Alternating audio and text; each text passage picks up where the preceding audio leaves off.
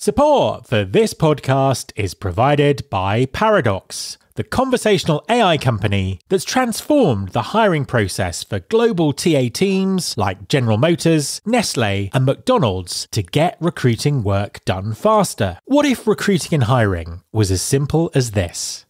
Yes, this. The conversation I'm having with you right now. With Paradox, it is. They leverage conversational AI to seamlessly automate time-consuming recruiting tasks like applicant screening, interview scheduling, and onboarding via chat conversations right on the candidate's phone or laptop, so recruiters can spend more time with people, not software. Paradox has helped global employers save countless hours and millions in recruiting costs simply by making hiring simple and conversational. Visit Paradox AI to learn how Paradox can work for you. That's paradox.ai.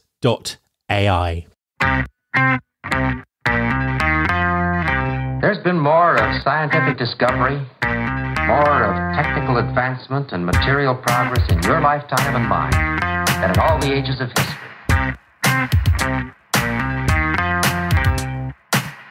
Hi there, this is Matt Alder. Welcome to episode 567 of the Recruiting Future podcast. Transforming TA into a strategic function that can prove its long-term value to the business has been a critical topic on the show this year. AI, uneven talent markets, and challenging economic factors continue to cause widespread market disruption, and TA leaders need to drive their function in a more strategic direction. As we race towards 2024, I'm going to continue to seek out strategic thinkers who can share the insights that we need to move the industry forward. My guest this week is Marcel Rütten. Marcel is a consultant, author, podcaster, conference organiser, and former global TA leader who knows what it takes to build a highly strategic TA function. Hi Marcel, and welcome to the podcast. Hi Matt. An absolute pleasure to have you on the show. Please could you introduce yourself and tell us what you do? Of course, many thanks. So my name is Marcel. I'm from Germany. I have worked in HR for the last 15 years in different companies, most recently as Global Director TA and Employer Branding. I'm an expert for strategic TA, mainly in Europe, and support global companies as a consultant to transform their TA function. In addition, I'm a blogger from HR for Good. That's a German-speaking blog about trends and innovations in HR. I'm a podcaster as well for Clever and Smart, an HR podcast where two agents talk about different topics in HR and try to solve an exciting case every week. I'm an author, so I've written the book Future Talents as well as the book Recruiting Analytics. And finally, I'm initiator and host of one of the major recruiting conferences, which is called Schicht im Schacht, which is a wordplay in Germany for shift in the shaft, so a dedication to the former coal mine area where I live, and the sentence, the shift is over, which is more a dedication to the shortage of skilled workers. You're obviously a very busy man, but you're the perfect person to ask this question to. So it's been a very interesting year from a talent perspective. You mentioned skill shortages there, but on the other hand, we've seen layoffs and all kinds of things going on. What are you seeing in the talent markets from your perspective in Germany, across Europe? What's going on? Yeah, of course, we can talk about generative AI in recruiting. So that's obvious, because generative AI is the main trend so far in every market, I guess. The speed at which new things are created in this matter are definitely remarkable, but it also creates competencies that were not there before in TA. But what I perceive as a much bigger trend is that companies are trying to move away from being short-term reactive and create a strategy that has a lasting impact. And to do this, they rely on recruiting analytics or talent intelligence approaches to make their recruiting more data-driven than before. So let's dig into this a bit, because I think that lots of people listening will be frustrated by the fact that, talent acquisition isn't necessarily seen as strategic by the business and particularly by the C-suite. And the implications of that have been companies laying TA teams off, then rehiring them. It seems a very sort of transactional thing. How can the TA leaders who are listening convince the C-suite that recruiting is strategic? That's easy. You need to get closer to the business.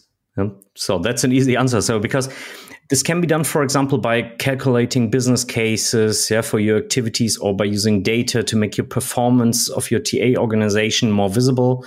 So, and what you have to do is to convince the C-suite is to prove what contribution you make to the business. And I suppose following on from that, how can you align TA strategy with business strategy? What are the mechanics, the practicalities of actually doing that? From my perspective, there can be no TA strategy which is not derived from the business goals. So there has always to be a connection. And in addition, it's not about setting goals for the next 5 years and then stubbornly working through all of the measures that you have defined for this period. But that's why it's even more important that you get involved in the strategic as well as the operational personal planning in order to always be able to influence how TA can help the company continue to grow. In terms of, you mentioned sort of, goals and things like that, there are obviously lots of things going on with organizations. I mean, how can people really discover what the real issues they've got are in hiring and retention, and then, obviously use that to map onto the business goals? Yep, of course, there are many, many tools available that solve different issues in TA. And so what I wouldn't like to do is to do name dropping, to name any tool that I would recommend to use exactly in your TA organization. But what should be part of the standard setup in every TA is a modern ATS that offers a comprehensive BI solution and is connectable to many other tools. That you have one central tool, so to speak. Mm. And in addition, web analytics is, or in my case, so to speak, it's part of every standard setup for me, because if you are able to analyze how candidates perceive the entire candidate behavior on your career site, on landing pages, on the job market, on job ads, and so on, then you're really able to influence the candidate experience in a positive way. What is also a supplement are SEO tools that boost a little bit your organic reach. And in addition, companies definitely should always use a CRM, so a relationship management tool, or something that we know from the marketing or the online marketing, and tools that help you to direct approach candidates individually. I know from seeing you present before that you put a big emphasis on root cause analysis. Tell us about your methodology there. If we talk about root cause analysis, it's about not focusing on symptoms. It's a little bit like I told before, the two agents trying to solve a case. It's really to find the root cause. For example, if people are leaving the organization, that's just a symptom. Then you are not focusing on that people are leaving the organization and try to hire someone new, but you focus on finding out the reason why they are leaving. Perhaps they are leaving because the leadership is poor, or the benefits are not that attractive. Now, there can be different reasons why people are leaving the organizations. And instead of hiring new people, which will leave again and again if you don't solve the problems, then you really have to dig deeper and find out what your root cause is. And how should people do that? That's very easy. You always try to question why things are doing. For example, let's take the example, people are leaving the organization. Then you start with your first why. Why are people leaving the organization? Perhaps the mood is bad. And why is the mood bad? The mood is bad because the leaders are behaving like assholes. So why are they behaving like this? Perhaps they have never done a leadership training in the company, or they don't know the leadership values. So why they are not aware of the leadership values? Because there was never budget to train them. So therefore, one of the root causes could be that you have to provide any leadership training in the next fiscal year, for example. And then you have to focus on the penetration or the participation of these leadership courses, for example, and then really try to focus on these topics. So methods like the 5 why method, for example, to dig deeper in this case. A quick message from our sponsor, Wonolo. Hi everyone, I want to tell you about Wonolo. That's Wonolo. Wonolo stands for Work Now Locally. Wonolo enables businesses to find quality workers for on-demand, seasonal, short-term and long-term work. Ditch the bulky paperwork and interview process and use Wonolo to find quality workers fast and get work done even faster. With flexible workers and no platform fees, you can save on operating costs, meet demand and maximise earnings with ease. Wonolo is available in over 100 markets, including Chicago, Dallas, Atlanta, New York and Seattle. Get workers who are ready to work and spend less time finding them with Wonolo. Go to www.wonolo.com/pod. That's www.wonolo.com/pod and take the stress out of finding workers. A quick word from our sponsors, namely, the more your business grows, the more important the essentials become. Your employees deserve a simple and seamless HR experience, and Namely makes it easy. Namely is the all-in-one HR solution with a modern, intuitive platform to save you time and keep your employees engaged. Whether you have 20 or 1,000 employees, Namely's award-winning technology makes your HR, payroll and compliance needs easy to manage. From onboarding and open enrollment to payroll and time tracking, Namely handles the HR essentials so you can focus on your core business initiatives. You'll save time and gain the data you need to support your employees and keep your company thriving. And Namely is designed with everyday users in mind. Your team can easily navigate Namely's self-service tools to request PTO, acknowledge peers, review pay stubs, and enroll in benefits. There's even a mobile app to keep everything accessible, whenever and wherever your employees need it. Make HR simpler for everyone. Power your business with Namely today. Learn how your business can benefit today at namely.com. That's namely.com. In talent acquisition, we often talk about a lot of the big KPIs, time to hire, cost per hire, quality of hire, all those kind of things. Yeah.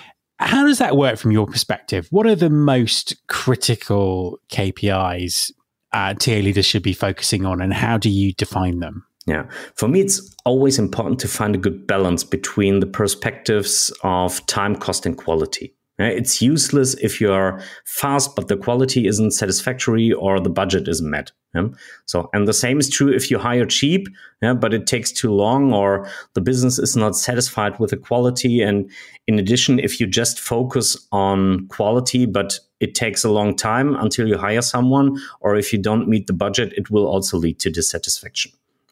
So therefore, it's always good to have the balance between these three perspectives. And if we talk about time, from my point of view, the time to hire is the worst metrics of all time, because we punish recruiters who have finally managed to fill a difficult position. If you say time to hire should be 60 days and finally after 6 months you have really found a unicorn, and then you are punished or get a penalty, so to speak, or penalized because you have found someone after 6 months. It doesn't make no sense. So therefore, it's better to focus on a metric like filled on time, that you match the expected start date and the real start date, and then try to really dig deeper if you have matched your goals. In this case. And in terms of cost, I like always to compare the cost per application from job boards against agency in combination with the average quality, because then you can really make visible if it's really worth to spend 20K, 30K for any headhunter in comparison to doing a really sustainable social media campaign, for example. So therefore, that's really important for me. And in terms of quality, my favorite KPIs are any satisfactory metrics. If you ask candidates for their feedbacks, new hires, hiring managers, and so on, how satisfied they are with the previous or the current process and with their expectations or the things that we have promised them before and the real world that they see in the company then. Absolutely. That makes perfect sense. Towards the start of the conversation, you mentioned AI and the effect it was having. Obviously, there's been a lot of hype about what it can do. And I think now maybe we're starting to see some reality that actually might even live up to that initial hype. But what impact do you think AI is going to have on talent acquisition over the next 2 years, for example? Yeah. So if we just focus on the next 2 years, then I would say on the one end, it will massively increase the quality in organizations that are less strongly positioned at the moment. Yeah? To make it concrete, so the copywriting of job postings or career pages will be significantly upgraded. So campaigns will be better planned and executed, or interviews will be prepared in more detail, or take place in a more focused manner. So because all of these tasks can be prepared a little bit better if you are in a general HR role, so to speak, and you have a lot of hats on. So therefore, then you can use the AI like ChatGPT and ask them for any advice or any support to reach a new level, so to speak. The requirement for this is, of course, that HR departments learn how to prompt, that they start really to get to grips with it, and really start trying how to use the generative AI tools. But on the other hand, AI will also lead to the elimination of redundant elements, such as cover letters or appointment setting with candidates. So, for example, cover letters, there is no point in reviewing a cover letter that was also written with an AI. So, and on the other hand, I don't hire someone just because they have written a great cover letter. If I want to hire an accountant, the main purpose of the job is not writing cover letters. So why should I hire someone just because of great words? Why they want to work exactly for this company? I mean, it's interesting because you highlight there something that has been crazy about recruitment for many, many years, that we're relying on these cover letters and CVs, resumes, these kind of written documents to try and guess whether someone's going to be good at a job. As you say there, AI kind of explodes that because everyone's going to be submitting effectively the same thing or the same quality. What are you seeing, or what do you think we're going to move to in terms of, assessment and selection, if we're moving away from those previous very crude methods? I guess it will increase the quality of hire, because if we focus on the main criteria that are important if a new employee will be successful or not successful in the future, then we will increase the quality of hire and also increase the retention of people. Because if we just focus on these stupid methods like cover letter, as we said, then it's not the best indicator why people should stay for a long time in a company. And I suppose there's a big transformation there for lots of companies, maybe companies without recruiters or with smaller recruiter teams, or where hiring managers have a lot of influence, because that kind of upends the way that lots of companies have always worked, doesn't it? Yes, of course. But I guess there will be something like a two-tier society in the future, because there are companies that are more engaged with technological advancements and proactive with candidates, and those that fall back in more administrative role because they don't embrace the transformation. In any case, these companies will find it will be increasingly difficult for them to survive, because one thing is clear: the demographic trend in Western societies will increase the pressure on employers to make people as their central focus of their efforts. And I think that leads nicely on to the final question, which is, I asked you about 2 years' time. Let's go even further. I mean, what do you think talent acquisition is going to look like in 5 years' time? Bearing in mind everything that you've kind of already said there. Honestly speaking, the recruiting process itself will stay as it is. So we as a company, we have jobs to offer. There are people which are looking for jobs. we invite them or we directly approach them, we make them an offer and they accept it or they decline it. Yeah? So this will stay the same. But it will be interesting how local markets will react on this. And because what you can see in some countries, that there is a trend that people are getting more and more self-employed and not want to be employed by any employer. So therefore, in addition to the demographic trend, the market trend will also vary a little bit. So, and in addition, there will be more technology. The speed, as I said, of upcoming AI tools will be more and more every day. So therefore, I don't want to do some hocus pocus, because 5 years it's a long time. It's a very long time. But as I said, the main recruiting process will stay the same, but it will have a lot of shades. Marcel, thank you very much for talking to me. Many thanks for having me. My thanks to Marcel. If you're a fan of the Recruiting Future podcast, then you will absolutely love our monthly newsletter, Recruiting Future Feast.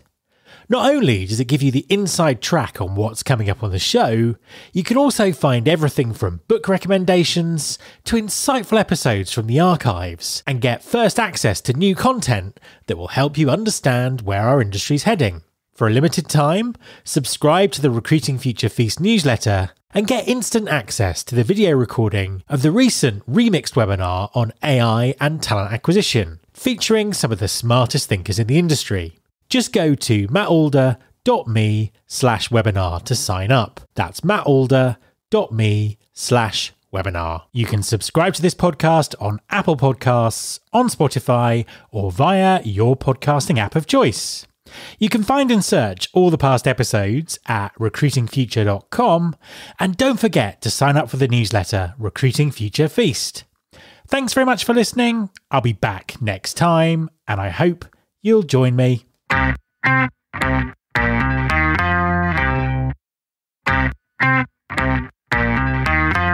This is my show.